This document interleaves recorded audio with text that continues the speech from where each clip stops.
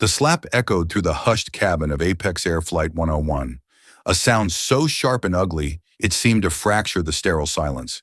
It wasn't the prelude to a drunken brawl or a terrorist threat.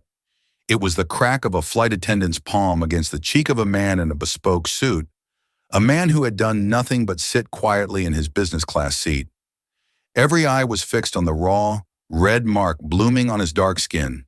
He didn't flinch. He didn't shout. He simply lowered his gaze, took a slow breath, and pulled out his phone. One call.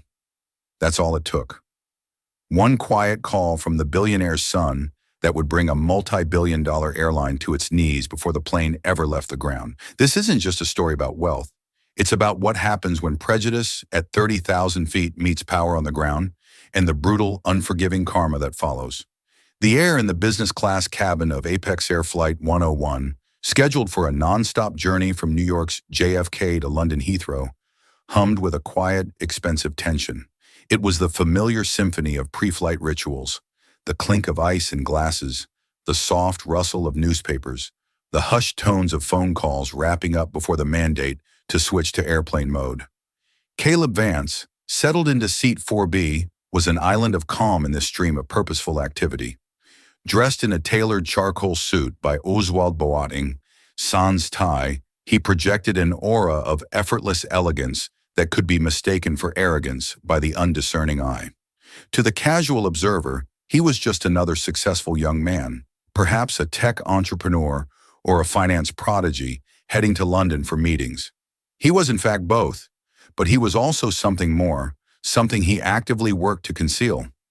He was the only son of Reginald Vance, the founder and CEO of Vance Global Logistics, a man whose name was a permanent fixture on the Forbes list, a titan of industry who had built an empire from the ground up. Reginald was a legend, a black man who had shattered glass ceilings with the force of a battering ram, and Caleb lived in the long, formidable shadow of that legacy.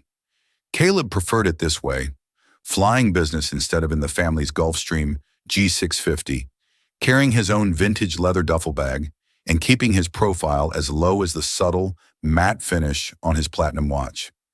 He didn't crave the attention that came with the Vance name. He craved the anonymity that allowed him to be judged on his own merit, or better yet, not judged at all. He was on his way to finalize a deal for a new philanthropic initiative his division was launching, one focused on providing STEM education grants to underserved communities in the UK. It was his passion project, a way to use the family's immense resources for something other than just accumulating more wealth. As passengers settled, the flight crew moved through the cabin with practiced efficiency. Among them was Brenda Finch, a senior flight attendant with over 20 years of service. Brenda carried her seniority not as a badge of honor, but as a shield. Her smile was a thin, brittle thing, rarely reaching her eyes, which were constantly scanning, assessing, and judging. Life had not been kind to Brenda, or perhaps she had not been kind to the life she was given. A series of bad investments, a bitter divorce, and the gnawing resentment of seeing others soar while she remained tethered to the fuselage of a commercial airliner had curdled her disposition. Her eyes swept over Caleb. She saw the expensive suit, the confident posture, the quietude. But her internal filter, clouded by years of prejudice and personal disappointment, translated the image into something else. She saw arrogance, not humility. She saw unearned privilege, not the burden of legacy. She saw a young black man who, in her mind, had no right to be sitting in a $4,000 seat, and she felt a familiar, sour twist in her gut. It was a prejudice she would never admit to, not even to herself, but it colored every interaction she had with people who didn't fit her narrow worldview. "Sir, your bag needs to go in the overhead compartment," she said, her voice sharp, cutting through Caleb's concentration as he reviewed some notes on his tablet. Caleb looked up. The duffel bag was neatly tucked under the seat in front of him, well within the regulations. "It's fine where it is, thank you. It fits perfectly." He offered a polite, small smile. "It's policy," Brenda insisted, her tone leaving no room for discussion. "All larger items must be stowed for takeoff and landing." A younger flight attendant, Liam, who was serving welcome drinks nearby, glanced over. The bag was clearly not a larger item. It was a standard duffel, smaller than many of the rolling carry-ons already crammed into the overhead bins. Caleb didn't argue. He had learned long ago that certain battles were not worth fighting. Protesting would only escalate the situation and draw the very attention he was trying to avoid. "Of course, my apologies," he said smoothly. He stood, retrieved the bag, and placed it in the nearly empty bin above his seat before sitting back down. Brenda watched him, a flicker of something like triumph in her eyes. She had asserted her authority and put him in his place. She walked away without another word, her back ramrod straight. Liam approached Caleb a moment later. "Can I get you something to drink before we take off? Champagne, orange juice, water?" he asked, his voice friendly, a stark contrast to Brenda's clipped tones. "Just some water, please, thank you," Caleb replied, his composure unshaken. Dr. Anya Sharma, a renowned cardiologist in Seat 5A, had observed the entire exchange. She noted the flight attendant's unwarranted hostility and the young man's graceful compliance. It was a small, seemingly insignificant moment, but it was a discordant note in the otherwise smooth pre-flight symphony. It was the first tremor, the faint, almost imperceptible sign of a fault line shifting deep beneath the surface. The calm was about to break, and the storm that would follow would be far more turbulent than any transatlantic weather system. As the last of the passengers boarded, the cabin doors were sealed, and the captain's voice crackled over the intercom, a smooth, reassuring baritone announcing a flight time of 6 hours and 45 minutes. The safety demonstration video began to play on the seatback screens, a choreography of smiling flight attendants pointing to emergency exits and demonstrating oxygen masks. Caleb settled in, hoping the brief, unpleasant encounter with Brenda Finch was the end of it. He was wrong. Brenda seemed to have made him her personal project. While other attendants moved with a practiced grace, her movements around seat 4B were pointed and deliberate. When she collected the empty glasses from the pre-departure beverage service, she reached across Caleb with an abruptness that was just shy of a shove, her hip bumping his shoulder. She didn't apologize. "Tablet off and stowed, sir. We're preparing for pushback," she commanded, her eyes fixed on the device in his hands, even though the captain had not yet given the final instruction to turn off all electronics. "Yes, of course. Just as soon as the captain makes the announcement," Caleb replied, his voice still even, betraying no hint of irritation. He was determined not to give her the reaction she seemed to be baiting him for. "The rules are for everyone," she said, loud enough for the surrounding passengers to hear. "It doesn't matter how much your ticket cost." The implication was clear, a venomous dart aimed at his race and perceived class. Dr. Sharma, in the seat behind him, frowned. The man across the aisle, a British executive named Arthur Pennington, lowered his copy of the Financial Times and peered over his reading glasses, a look of disapproval on his face. This was no longer a minor issue of a rude employee. It was becoming a public shaming. Caleb felt a slow burn of anger, a feeling he had been conditioned since childhood to control. His father's words echoed in his mind. "They will expect you to be angry. They will expect you to be loud. They will use your reaction to validate their prejudice. Don't give them the satisfaction. Be smarter. Be calmer. Your power is not in your voice, but in your control." He calmly switched off his tablet, slid it into the seat pocket in front of him, and folded his hands in his lap. He met Brenda's gaze, his own eyes steady and unblinking. "Is there anything else?" he asked. His composure seemed to enrage her further. She saw it not as control, but as a challenge, a silent mockery of her authority. Her face tightened, the muscles around her jaw clenching. She was a coiled spring, and every ounce of his tranquility was another turn of the screw, tightening the tension. Liam, sensing the escalating situation, tried to intervene. "Brenda, I can finish up the final checks in this aisle. Why don't you help Sarah in the forward galley?" he suggested, attempting to create a diversion. "I can handle my section, Liam," she snapped, not taking her eyes off Caleb.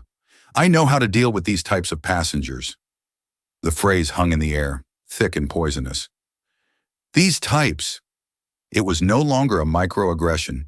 It was a full-throated declaration of her prejudice. Caleb felt the eyes of the other passengers on him, a mixture of pity, discomfort, and curiosity. He was no longer an anonymous businessman. He was a spectacle. He made a decision. He would not endure this for the next 7 hours. He would not allow this woman to poison the atmosphere with her bigotry. He would handle it quietly, professionally, through the proper channels once they landed in London. But first, they had to get through takeoff. The conflict, however, had reached its flashpoint. As the plane began its slow pushback from the gate, Caleb realized he had left his noise-canceling headphones in his duffel bag in the overhead bin. He needed them, not just for the engine noise, but to create a barrier, a sonic fortress against the hostility radiating from Brenda Finch. He unbuckled his seatbelt. It was a minor infraction, one that typically warranted a polite reminder. Brenda was on him in an instant. "Sir, sit down and buckle your seatbelt. We are moving." Her voice was no longer sharp. It was a screech. "I just need to get my headphones from my bag. It will take 2 seconds," Caleb explained, already rising. "I told you to sit down," she yelled. The pretense of professionalism was gone, replaced by raw, undisguised fury. She moved to block his path, placing her hand on his chest to push him back into his seat. It was a line that should never be crossed. A flight attendant putting their hands on a passenger. Caleb recoiled, not from the force of the push, but from the violation of it. "Do not touch me," he said, his voice dropping, now laced with a cold, hard edge that hadn't been there before. The calm had finally fractured, revealing the steel beneath. "You will follow my instructions!" Brenda shrieked, her face contorted with rage. She felt her control slipping, her authority being completely disregarded in front of the entire cabin. He was looking at her not with fear, but with something she interpreted as disdain. In that moment, all her life's frustrations, her failed marriage, her stagnant career, her financial ruin, all of it found a single, convenient target in the calm, well-dressed black man standing before her. She did the unthinkable. She drew back her hand and slapped him across the face. The sound was shockingly loud in the enclosed space, a sharp, wet crack that silenced everything. The hum of the ventilation system, the creak of the fuselage, the whispered conversations, all of it vanished, sucked into the vacuum created by that single violent act. For a moment, nobody moved. The passengers in the surrounding seats were frozen in disbelief. Liam's mouth was agape. Dr. Sharma's hand flew to her own cheek in a gesture of sympathetic shock. Arthur Pennington's newspaper lay forgotten in his lap. Caleb stood perfectly still, the red imprint of Brenda's hand blooming against his skin. He didn't react with violence or rage. He didn't even raise his voice. He simply closed his eyes for a brief second, as if absorbing the shock, processing the sheer audacity of the assault. When he opened them, his expression was one of profound, weary disappointment. The fight had gone out of him, replaced by a chillingly quiet resolve. Brenda, for her part, seemed as stunned as anyone. The red mist of her anger began to recede, replaced by the cold, creeping tide of what she had just done. She looked at her own trembling hand as if it belonged to someone else. Panic began to flicker in her eyes. She had assaulted a passenger, on a plane, pushing back from the gate. This wasn't just a customer service complaint. This was a federal offense. Slowly, deliberately, Caleb reached into the inner pocket of his suit jacket and pulled out his phone. His movements were fluid, unhurried, each one imbued with a sense of finality. He ignored Brenda's panic stammering, the whispers erupting around the cabin, and the dawning horror on Liam's face. He unlocked the phone and navigated to his contacts. He scrolled past hundreds of names, CEOs, senators, artists, academics, and stopped at a single entry listed simply as Dad. He pressed the call button. The plane was still being pushed back, but cell service at JFK is notoriously robust until the last possible moment. The call connected on the second ring. Brenda watched, her heart pounding against her ribs. Who was he calling? The police? The airline? Her mind raced, calculating the potential damage. A suspension, a fine, perhaps termination. It was bad, very bad, but she tried to tell herself it was survivable. She could claim he was being disruptive, non-compliant, a threat. She could lie. Caleb lifted the phone to his ear. His voice when he spoke was so quiet that only those in the immediate vicinity could hear it. It was devoid of emotion, as flat and final as a judge's gavel. "Dad," he said. Sorry to bother you. A pause. I'm fine, but there's been an incident. Another pause as he listened. The entire business class cabin was now shamelessly eavesdropping, straining to hear. I'm on Apex Air, Flight 101 to Heathrow. We're still at the gate at JFK, he continued. An employee assaulted me, a flight attendant. He listened again, his eyes never leaving Brenda's terrified face. He seemed to be looking straight through her, as if she were already a ghost. Yes, physically assaulted me, he confirmed. Her name. One moment. He lowered the phone slightly and looked at Liam, who stood frozen a few feet away. What is her name? He asked, his tone now that of a man conducting a business transaction. Liam swallowed hard. Brenda Finch. Caleb raised the phone back to his ear. Her name is Brenda Finch. There was a longer pause this time.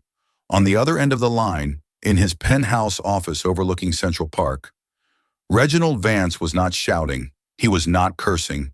He was processing information and issuing commands. He moved with the ruthless efficiency that had built his empire. While Caleb was speaking, Reginald was already typing on his keyboard with his other hand, his executive assistant silently entering the office after being summoned by an urgent text. Okay, Dad, Caleb said finally. Understood. I'll wait. He ended the call. He didn't put the phone away. He just held it in his hand and stood there waiting. Brenda finally found her voice, a high-pitched, defensive squeak. You can't just... Who do you think you are? Calling your daddy? What's he going to do? She scoffed, a pathetic attempt to regain some semblance of control. Caleb looked at her, and for the first time, a flicker of something that might have been pity crossed his face. You have no idea, he said softly. Less than 90 seconds later, the gentle, rolling motion of the pushback tug abruptly stopped. A few moments after that, the deep rumble of the massive jet engines, which had been spooling up, began to spool down, their powerful whine descending into a soft hum, and then an unnerving silence. The captain's voice came over the intercom again, but this time, the smooth, confident tone was gone. It was replaced by confusion and a hint of anxiety. Ladies and gentlemen, this is your captain speaking. We seem to be experiencing a slight delay. The ground crew has instructed us to hold our position. We've been asked to remain at the gate. I'll update you as soon as I have more information. The world had stopped, and Brenda Finch was just beginning to understand that the man she had slapped hadn't just called his father. He had called the man who owned the ground the plane was sitting on, the man whose logistics company handled a significant portion of Apex Air's international cargo, a man who sat on boards and pulled strings she couldn't even comprehend. He had called the king, and the king had just removed a major piece from the board. The silence in the cabin was now thick with tension and speculation. Passengers murmured to one another, their annoyance at the delay eclipsed by the unfolding drama. Everyone knew the sudden halt was connected to the incident, to the slap, to the quiet, unnerving phone call. Brenda Finch stood rooted to the spot, her face pale, the manufactured bravado draining away to reveal a stark, visceral fear. The first sign of the new reality arrived in the form of the gate agent, who scurried onto the plane with a panicked look on his face, speaking in hushed, urgent tones with Liam and the other senior flight attendant. He didn't even look at Brenda. A few minutes later, two men in dark suits, their faces grim and professional, boarded the aircraft. They weren't TSA or police, they were corporate. Apex Air's JFK station manager and the head of on-site security. They walked directly to Caleb. Mr. Vance? The station manager, a man named Michael Corrigan, asked deferentially. I am so sorry. We were just made aware of the situation. Are you all right? Caleb simply nodded. I'm fine. The name Vance hung in the air. For those who knew it, like Arthur Pennington, the British executive, comprehension dawned instantly. He looked at Caleb with newfound respect and a touch of awe. For those who didn't, the sheer level of deference being shown to this young man was enough to signal that he was someone of immense importance. Corrigan turned his cold, furious gaze on Brenda. Miss Finch, please collect your belongings. You are to come with us immediately. But he was being non-compliant, she stammered, her voice cracking. He refused to take his seat. Ms. Finch, Corrigan cut her off, his voice like ice. The time for explanations is over. You will be escorted off this aircraft, now. The security head stepped forward, his presence silently reinforcing the command. Humiliation washed over Brenda as she numbly retrieved her purse from a crew locker.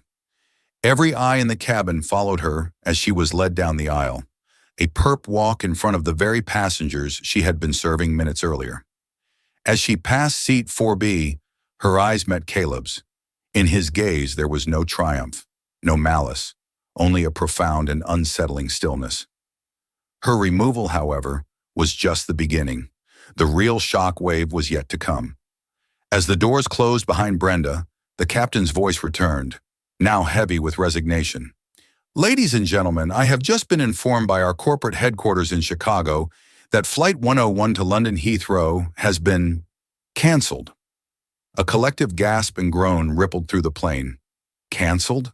A fully boarded transatlantic flight, canceled at the gate for no apparent technical reason? It was unheard of. All passengers will need to deplane, the captain continued, the strain evident in his voice. Apex Air agents will be at the gate to assist with rebooking and accommodations. We deeply, deeply apologize for this extreme inconvenience. The cabin erupted. The quiet, orderly hum of business class gave way to a cacophony of angry, confused voices. People had meetings, connections, family events. A canceled flight was a logistical nightmare. While the chaos swirled, Michael Corrigan was once again at Caleb's side. Mr. Vance, we have a private lounge ready for you, and your father's personal jet is being fueled at the private terminal. It will be ready to take you to London within the hour. We have a car waiting to take you there directly from the tarmac. Caleb nodded wearily. Thank you, Michael. And please, extend my apologies to the other passengers. This was not my intention.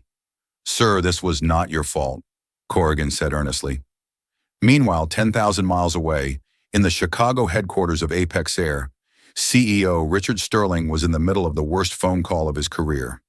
Reginald Vance was on the line, and his voice was lethally calm. Richard, Reginald began, without preamble, I'm looking at my portfolio. Vance Global Logistics spends approximately $80 million a year with your airline on corporate travel and another $300 million on cargo freight. Is that a fair estimate? Sterling felt a cold sweat prickle his skin. Yes, Reginald, that's in the ballpark. A valued partner, as you know. Good, because as of this moment, that partnership is under review, Reginald stated. My son, my only child, was physically assaulted by one of your employees on your aircraft. On the ground, at your hub in New York. An employee who, I'm told, has a history of passenger complaints that have been systematically ignored. Sterling's blood ran cold. He had just received the preliminary report. Brenda Finch had 3 prior complaints for rude and aggressive behavior, all of them dismissed with a written warning. Reginald, I am appalled. I cannot apologize enough. The employee has been removed and her employment will be terminated. We will, of course, offer our sincerest apologies to Caleb and— Apologies are insufficient, Richard, Reginald interrupted, his voice hardening. This isn't about one rogue employee. It's about a corporate culture that allows prejudice and incompetence to fester. You have a systemic problem, a brand problem, and right now, my brand is refusing to be associated with yours. What do you want, Reginald? Sterling asked, his voice barely a whisper. For now, I want that plane to stay on the ground. I want every single one of your executives to understand what happens when a member of my family is treated with such vile disrespect. I want you to personally oversee the rebooking of every passenger on that flight onto other airlines, in upgraded seats where possible, at your expense. And then you and I will have a much longer conversation about what real corporate responsibility looks like. Consider this a very expensive training seminar. The line went dead. Richard Sterling slumped in his leather chair, the receiver still pressed to his ear. A single slap had just cost his company millions in immediate losses, jeopardized hundreds of millions in future revenue, and triggered a public relations catastrophe of epic proportions. The power of the Vance name was not just in its wealth, it was in its ability to bend the world to its will, to stop a 777 in its tracks with a single, quiet phone call. Brenda Finch's world unraveled with breathtaking speed. Escorted to a sterile, windowless office deep within the bowels of JFK, she was met by a stern-faced HR representative and the head of security. The termination was swift and brutal. She was fired for gross misconduct, for violating company policy, and for assaulting a passenger. Her 2 decades of service meant nothing. Her union representative, reached by phone, could offer little support. The evidence against her was overwhelming and undeniable. There were dozens of witnesses, including other crew members. She was stripped of her ID badge, her airport credentials revoked, and unceremoniously escorted out of the terminal, no longer an employee but a trespasser. As she emerged into the chaotic arrivals area, blinking in the harsh fluorescent lights, her phone began to buzz incessantly. The story was already breaking. A passenger on the flight, a tech blogger with a significant social media following, had live-tweeted the entire event, complete with a blurry photo of Brenda being let off the plane. By the time she arrived at her small, mortgaged-to-the-hilt house in Queens, her name was trending on Twitter. Apex Assault and Brenda Finch were global phenomena. Initially, she tried to control the narrative. She posted a rambling, self-pitying statement on her Facebook page, painting herself as the victim. She claimed the passenger was aggressive, intoxicated, and that she acted in self-defense. She spoke of the stresses of her job, the constant abuse from entitled passengers, and framed her actions as a momentary lapse from a hardworking woman pushed to the brink. For a few hours, a small corner of the internet rallied to her defense. A GoFundMe was started by a former colleague with the title "Support Brenda Finch, Victim of Corporate Greed." It raised a few $1,000s from people who saw her as a working-class hero fighting against the privileged elite. But then the truth emerged, and it was a deluge. Dr. Anya Sharma, disgusted by Brenda's lies, issued a statement to a major news network. "I was seated directly behind Mr. Vance," her statement read. "At no point was he aggressive, disruptive, or intoxicated. He was a perfect gentleman who was subjected to a sustained and unprovoked campaign of harassment by Ms. Finch, culminating in a shocking physical assault. Her behavior was a disgrace to her profession." Arthur Pennington, the British executive, corroborated the story with the Times of London. Liam, the younger flight attendant, gave an anonymous but detailed account to an aviation industry blog, confirming Brenda's history of hostility and racial bias. The final nail in the coffin was the name of the passenger, Caleb Vance. Once the media connected him to his father, Reginald Vance, Brenda's narrative of a working-class woman against a generic rich guy collapsed. She wasn't David fighting Goliath. She was a bully who had picked a fight with the wrong person, a person who happened to be part of one of the most respected and powerful black families in the world. The backlash was merciless. Her Facebook page was inundated with torrents of abuse. The GoFundMe was shut down for violating the platform's terms of service regarding the defense of hateful acts, and the money was refunded. A deep dive by an investigative journalist uncovered her 3 prior official complaints, along with a string of informal ones that had been swept under the rug. They discovered her failed catering business, which had ended in bankruptcy, and lawsuits from unpaid vendors. They found old social media posts containing racially insensitive jokes and anti-immigrant rants. The Brenda Finch who emerged from this digital maelstrom was not a harried victim, but a bitter, prejudiced woman with a pattern of aggressive behavior. Her personal life crumbled alongside her public image. Her landlord, seeing the news, served her an eviction notice, citing a clause in her lease about bringing the property into disrepute. Friends distanced themselves, not wanting to be associated with her newfound infamy. The money from her final paycheck was gone in days, eaten up by legal consultation fees as she explored a wrongful termination suit that every lawyer told her was unwinnable. Within a week, Brenda Finch was jobless, soon to be homeless, and a pariah. The karma was not a gentle course correction. It was a head-on collision. Her act of prejudice, born from a deep well of personal failure and resentment, had not punished its target. Instead, it had acted as a boomerang, flying back with devastating force and shattering the fragile edifice of her own life. She sat alone in her nearly empty house, the television murmuring in the background, watching a news report about the Apex Air crisis, and saw Caleb Vance's face. He was calm, composed, and powerful. She was a nobody, a footnote in his story, a cautionary tale about the high cost of hate. The taste in her mouth was no longer anger, but the bitter metallic tang of absolute ruin. The fallout for Apex Air was catastrophic, extending far beyond a single canceled flight. Reginald Vance was a man who understood leverage, and he applied it with surgical precision. The day after the incident, Vance Global Logistics officially suspended its cargo contract with Apex, rerouting hundreds of millions of dollars in business to a rival carrier. The corporate travel account, worth nearly $80 million, was similarly frozen. The market reacted instantly. Apex Air's stock, ticker APX, plummeted by 9% in pre-market trading, wiping out over $500 million in shareholder value. The story was no longer just a viral social media moment. It was a full-blown financial crisis. CEO Richard Sterling found himself in an untenable position. The board was demanding answers. Shareholders were threatening lawsuits. The company's reputation, carefully built over decades, was in tatters. Reginald Vance was not interested in a simple settlement or a public relations victory. He demanded a reckoning. He agreed to meet with Sterling and the Apex board, not in their gleaming Chicago skyscraper, but at the headquarters of the Vance Foundation in Harlem. The power dynamic was clear before the meeting even began. Sterling and his team of executives, looking deeply uncomfortable in the unfamiliar neighborhood, were led into a conference room dominated by a large portrait of Reginald's late wife, a noted civil rights activist. Reginald and Caleb Vance sat on one side of the vast mahogany table, flanked by their legal counsel and the head of the Vance Foundation. They didn't come to negotiate.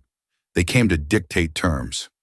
"Your company did not just fail my son," Reginald began, his voice a low, powerful rumble. "It failed every passenger of color who has ever been made to feel unwelcome or unsafe on one of your flights. Your employee was a symptom. The disease is your corporate culture of indifference." Sterling began to offer practiced apologies, but Reginald held up a hand to silence him. "I am not interested in your apologies, Richard. I am interested in your actions." Over the next 2 hours, Reginald Vance laid out his non-negotiable demands. It was not a shakedown for money. In fact, he wanted none for his family. Instead, he presented a comprehensive, multi-million-dollar plan to be funded entirely by Apex Air. First, Apex was to immediately fire the third-party HR firm that had repeatedly dismissed complaints against employees like Brenda Finch and hire a new firm specializing in diversity, equity, and inclusion, DEI, to overhaul their entire internal review process. Second, Apex was to partner with the Vance Foundation to create a new mandatory anti-bias and de-escalation training program for all 20,000 of its customer-facing employees, from flight attendants to gate agents to pilots. The curriculum would be designed by leading sociologists and psychologists, and its implementation would be overseen by a new, independent civilian review board. Third, the airline would establish a $10 million scholarship fund administered by the foundation to help minority candidates pursue careers in aviation, from piloting to aeronautical engineering, breaking the cycles of exclusion in the industry. Finally, Apex Air would issue a full, public apology, not just to Caleb Vance, but to the entire community, admitting its systemic failures and outlining the concrete steps they were taking to rectify them. The cost to Apex would be enormous, far more than the value of the lost Vance contracts. But the alternative was a protracted corporate war with a man who had the resources and the will to bleed them dry. It was a checkmate. Sterling and the board had no choice but to agree to every single term. The ripple effect was immediate. Caleb, who had never sought the spotlight, found himself at the center of a national conversation about flying while black and the subtle, pervasive racism that people of color experience in everyday situations. He handled the media attention with the same grace and composure he had shown on the plane. In interviews, he consistently redirected the focus from his own experience to the larger issue. "This was never about me," he told a journalist from the New York Times. "I was fortunate enough to have a resource that most people don't. But what about the person who doesn't have a dad to call? They are the ones who suffer in silence.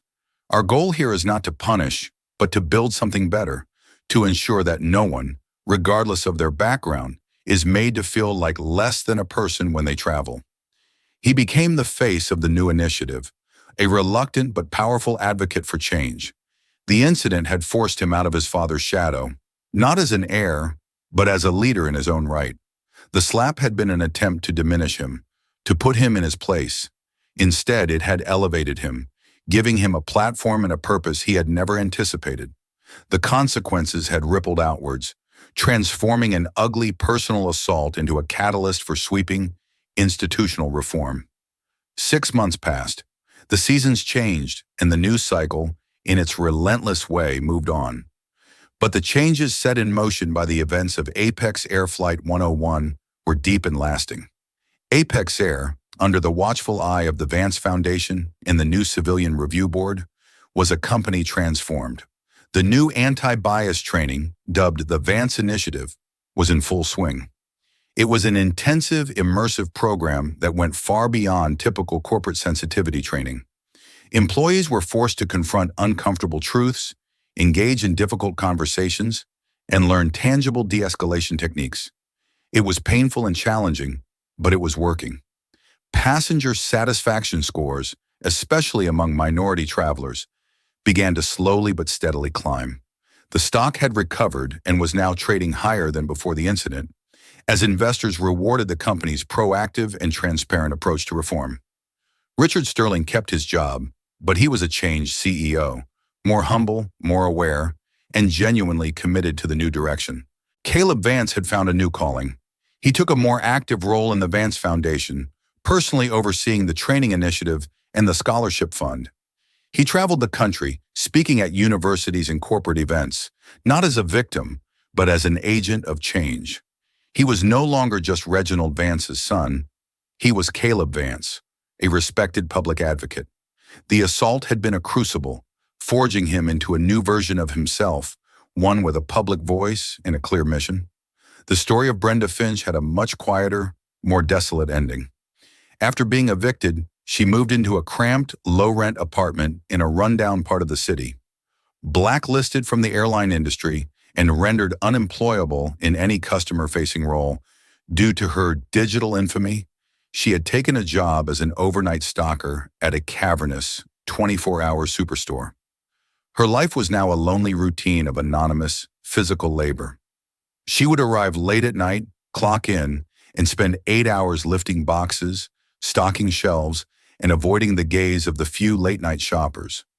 Her days of crisp uniforms, international layovers, and petty authority were a distant memory, like a life lived by someone else.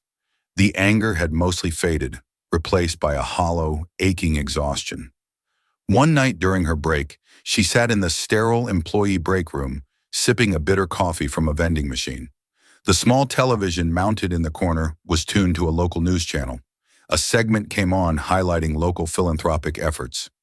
And there he was, Caleb Vance.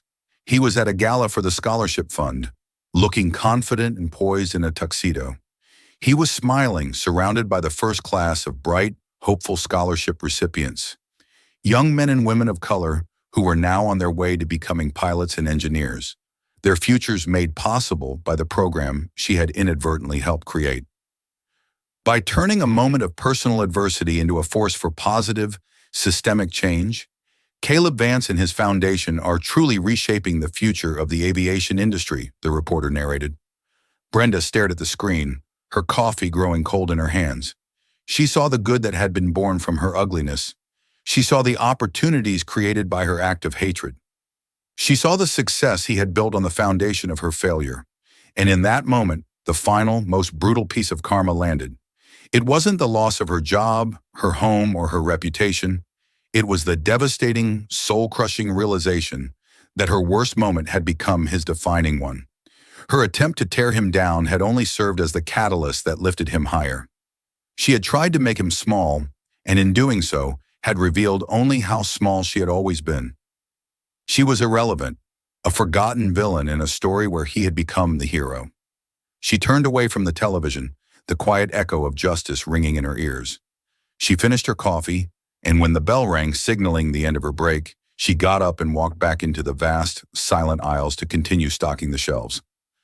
Another year had passed, turning the scandal of Flight 101 into a case study for business schools and a fading memory in the public consciousness. For the world, the story was over. For the people at its center, however, The story had simply become the quiet, unchangeable landscape of their lives. Brenda Finch's existence had been stripped down to its bare essentials: work, sleep, and the crushing weight of solitude. The overnight shift at the Walmart superstore was a kind of purgatory. The vast, cavernous space buzzing under the cold glare of fluorescent lights was a world away from the clouds. Here her authority extended no further than the reach of her box cutter. She was no longer Brenda Finch, senior flight attendant. She was just Brenda, the quiet woman who stocked the cereal aisle and never made eye contact. Her notoriety had faded into anonymity, a mercy for which she was grudgingly grateful. The anger had long since calcified into a permanent, low-grade bitterness, not at the Vances, but at the cruel, unyielding logic of the universe. It was 3:17 a.m. on a Tuesday. The store was nearly empty, populated only by a few insomniacs and fellow night shift workers. Brenda was methodically pulling boxes of Cheerios forward, ensuring the shelf was perfectly faced for the morning shoppers. It was mindless work, which was its own kind of blessing. It kept the memories at bay. Then she heard a voice, calm and familiar, from the next aisle over. "Excuse me, do you know where I might find travel adapters?" Brenda froze, her hand hovering over a box. That voice, it was smoother than she remembered, less tense, but it was unmistakably his. She felt a jolt of icy adrenaline, a primal fight-or-flight response. Cautiously, she peered through the gap between shelves of pasta and sauce. And there he was, Caleb Vance. He was dressed down in dark jeans, a simple gray cashmere sweater, and stylish but understated sneakers. He looked tired, his face illuminated by the screen of his phone. He was speaking to a young stock boy who was pointing vaguely toward the back of the store. He looked different without the armor of a bespoke suit, more human, more approachable. And he was here, in her aisle, in her miserable midnight world. Brenda's first instinct was to flee. She ducked back behind the wall of cereal boxes, her heart hammering against her ribs. What was he doing here? In Queens at this ungodly hour? Her mind raced. Was he looking for her? Had he come to gloat, to witness the depths to which she had fallen? The paranoia was absurd, she knew, but the shock of his presence short-circuited all rational thought. She held her breath, hoping he would simply walk away, a ghost passing through her new reality. He began to walk down the aisle, his footsteps echoing softly on the polished concrete floor. He was coming towards her. Brenda squeezed her eyes shut. This couldn't be happening. She was a ghost here, invisible. That was the only thing that made this life bearable. Caleb stopped a few feet from her position, studying the shelves of granola bars. He was probably on his way to JFK, she realized. A red-eye flight, a sudden need for some travel essential. It was a coincidence, a one-in-a-billion twist of cosmic irony. He picked up a box, examined the ingredients, and then his eyes lifted. They scanned the aisle and landed on her. She was partially obscured by her stocking cart, but her blue Walmart vest was unmistakable. For a second, there was no recognition in his eyes. He saw just another employee. Then his gaze sharpened, his brow furrowed in concentration, and the veil dropped. Recognition dawned, followed by a flicker of genuine surprise.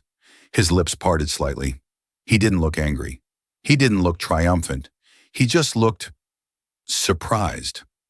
Brenda felt pinned by his gaze, unable to move or speak. The silence stretched, thick and heavy, broken only by the hum of the refrigeration units at the far end of the store. She braced herself for the inevitable confrontation, the call to the manager, the demand for her to be fired from this job too, the final crushing blow. But it never came. Caleb recovered his composure in an instant.